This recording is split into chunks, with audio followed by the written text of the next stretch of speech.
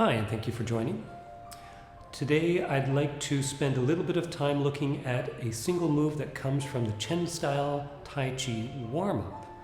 And we'll talk a little bit about its importance. I think it's one of the most important movements in terms of conditioning for the ligaments and tendons and for shoulders and hips. So the move I'm looking at, thinking about, is elbow rotation. The movement itself is just this motion here.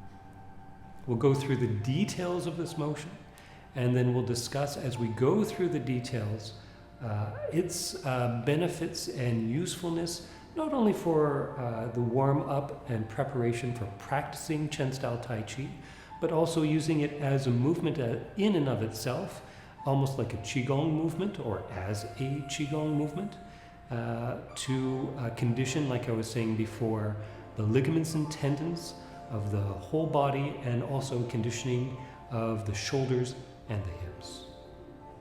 So the move itself is one where we're standing, feet about shoulder width apart. As always, weight is over the heels. And what we do with both hands, palms face down, is that we're just moving them in a circular motion. Both hands going in opposite circles. And as the hands move in a circle, there's a rotational circular motion that happens with the elbow. The upper arm rotates out, the elbow comes out, and then the upper arm rotates in, the elbow comes in. So this is the reason it's called elbow rotation, because it's the movement of the elbow that becomes an important driver for this movement. At the same time, there's a little bit of a turn of the body, so the body's facing front as the hands come in, and then as the arms move apart, there's a turn of the body a little bit to one side, and then facing front again as the hands come back. The hands come in, and then we turn a little bit to the other side. Arms move apart, bring the hands forward, hands side by side, facing front again. So this is the general motion and key parts of the motion in doing elbow rotation. A couple of extra details within this is to get the circulation happening to the extremities of the hands, of the arms. We want something where we extend into the palms as the hands come down.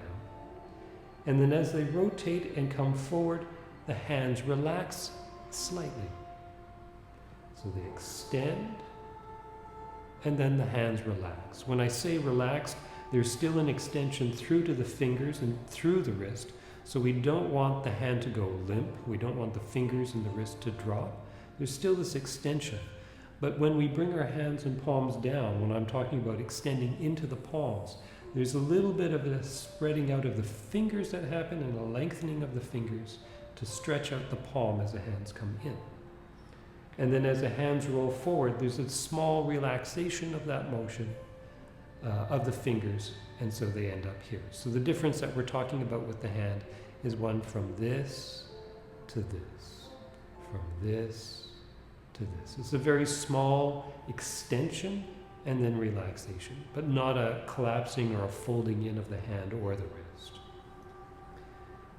This happens through the hands, and then to promote the circulation down through the lower limbs, down to the feet, then there is a little bit of a weight shift so that the weight goes to one side as we turn into that hip, and then a little bit of a weight shift to the other side as we turn into that hip. So the lower limbs, there's a shift from one side to the other with the weight. And this ends up having a result of the arch of the foot. When the weight goes onto one side, the arch flattens slightly, and then when the weight goes to the other side, the arch of the other foot flattens slightly, so that we get a parallel kind of motion that's happening through the feet as well as the hands coming into this motion. For this smooth rotation to happen through the arms, we need to have a smooth, fluid motion in the shoulder joint. And likewise, to have that turn into the hip from one side to the other, there is a relaxation and a releasing of tension in the hips and the shoulders. This sets up a very particular kind of motion, a relaxed, fluid motion where the ligaments and tendons can rebalance.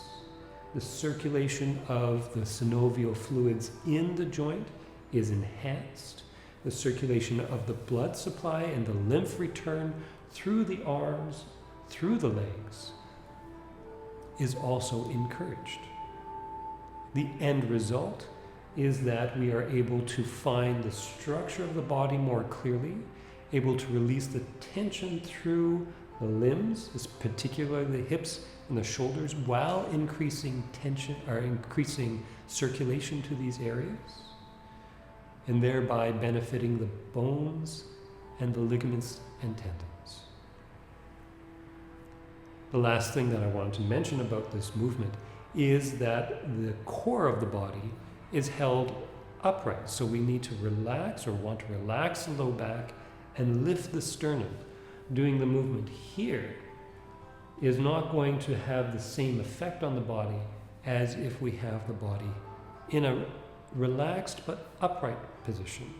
This allows the core of the body to remain stable and centered, while there is this rotational, relaxed, fluid motion that happens through the arms and the legs. So these are the essentials, in my perspective, for this movement.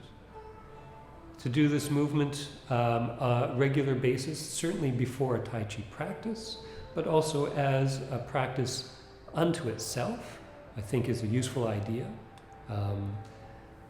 Different people do different things in terms of the amount of time, making sure that they do the movement 25 circles, 50 circles, doing it for 1 minute, 2 minutes, 5 minutes. All of this depends on the context of your practice and what will work best for you. So I hope this information is helpful. Keep training, keep practicing, and take care.